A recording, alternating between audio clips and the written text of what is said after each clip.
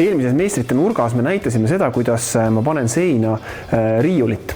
Ja seal ma kasutasin sellist nii-öelda nähtamatut kinnituslahendust, ehk siis selline pulk, mis kinnitatakse seina peale ja riiul läheb selle pulga otsa.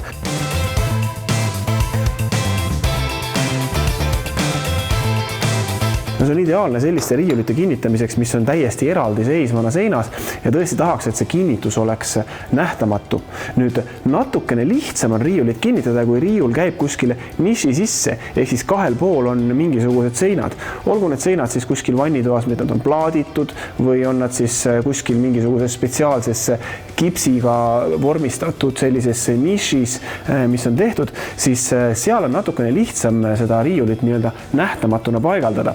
Aga siin on üks kaval nõks, mis ma olen ise järgi katsetanud ja mida ma teiega jagada soovin.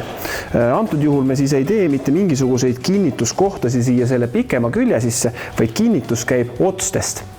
Aga kui tavaliselt riiul kinnitatakse otstest selliselt, et siia alla pannakse mingisugused kandurid, mille peale siis riiul istub, siis nähtamatu soovi korral või nähtamatu kinnituse soovi korral need jääksid segama.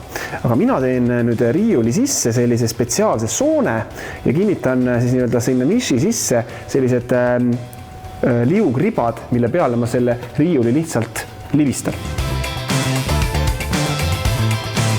Selle jaoks ma kasutan seda sama šablooni, mis ma eelmine kord juba tegin. Tegelikult ma saan selle sama ära kasutada, natukene tuleb siin võib-olla seda modifitseerida, aga põhimõtteliselt töö on sarnane. Kõigepealt ma kinnitan oma detaili kenasti püstiselt siia laua külge. Kuna ma ei taha, et nii-öelda ka eest esiservast jääks kinnitamise koht näha, siis mul on oluline, et see soon, mis ma siia teen, et see soon lõppeks ära kuskil siin natuke ennem esimest serva, et ma sellega kogemata siit välja ei sõidaks.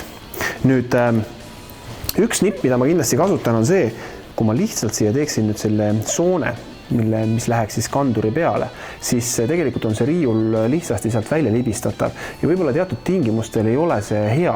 Ma teen siia ka väikese nii-öelda sellise lukustusmehhanismi. Kui ma seina panen, siis saate aru, mille jaoks see on ja kuidas see toimib, aga hetkel ma lihtsalt puurin siia sisse siis ühe natukene soonest suurema augu.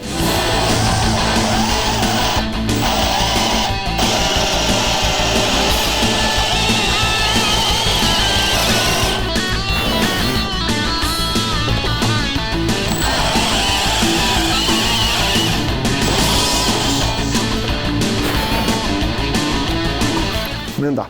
Ja nüüd võib asuda freesimise juurde.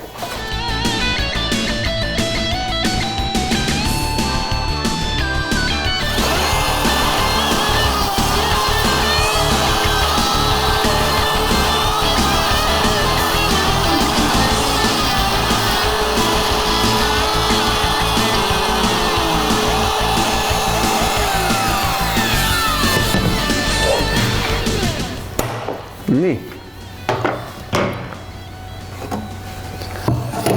Selline.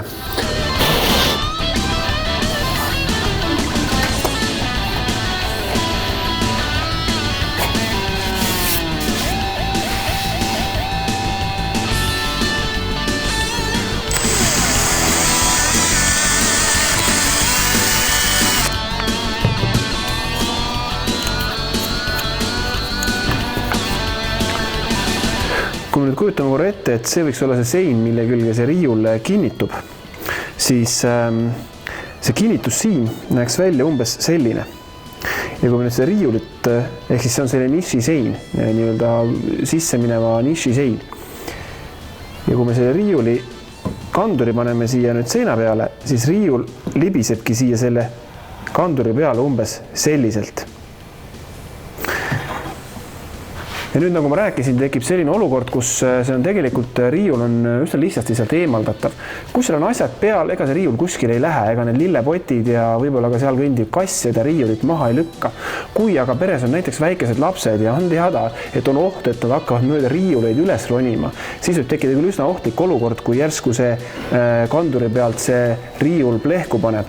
Siis võiks tekitada sükse väikese lisaturvavõrgu ja selle jaoks ma puurisingi siis siia ette selle nii-öelda lugu lukustuskambri ja nüüd see siin, mis siin sees muidu niimoodi liigub ja mille peale see riiul on lükatud, selle siini otsa peale ma kavatsen panna ühe sellise väikese takisti, mis kukub siis siia selle puuritud lohu või ava sisse. Nüüd selle lukustuse ma tegin tegelikult tavalisest kruvist, mis mul jäi näppu. Ma lõikasin siit ära ainult endal otsast väikese jupi, nii-öelda minul vaja on ainult seda ümarat pead ja siis pisikest sabakest, millega ma ta siia enda selle siini külge kinnitan. Tulemus on siis selline ja selle ma panen nüüd siia siini otsas olevasse auku ja tegelikult see ongi kogu lukustusmehhanism, mis ma enda siia disaininud olen. See toimemehhanism käib siis nüüd selliselt, et kui ma seda riiulit seina peal nihutan, siis mul on siin piisavalt ruumi, et kogu see siin saab liikuda koos selle lukustusmehhanismiga. Kui aga nüüd lasen riiuli lahti, siis raskusega kerkib, õigemini riiul vajub sinna peale ja see lukustusmehhanism jääb sinna selle nii-öelda minu tehtud siis lukuava sisse pidama. Ega see muidugi ei tähenda, et see riiul on sinna väga kindlalt seina kruvitud, aga kindlasti on see seal oluliselt kindlamalt kui lihtsalt selle siini peal liikudes. Aga kui üldises mõttes ma arvan, et siiski tuleks vaadata, et lapsed riiuleid mööda ronima ei hakka, sellepärast et mine tea, võib-olla ka need kruvid, mis seal seina peal need riiuleid hoiavad, ei pruugi kõige kõvemini kinni olla.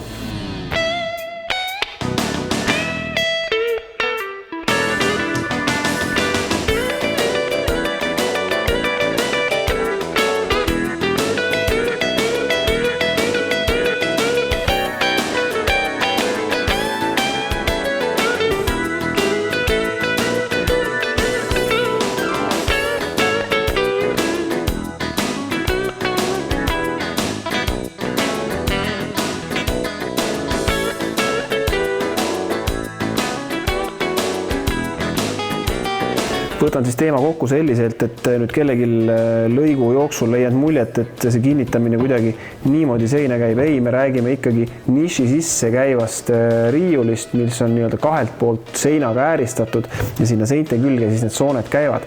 No minul on endal kodus üks vannitoa riiul, mis sai väga eduliselt selliselt paika pandud ja mina ütleks, et tegelikult see oli lihtne, sellepärast et need kinnitussiinid sai paigaldada täpselt vuugi kohtadesse ja tegelikult lõpptulemus jäi ka ilus ja puhas välja nägema, nii et kellel on selline olukord ja riiulit on vaja paigaldada, siis proovige järele.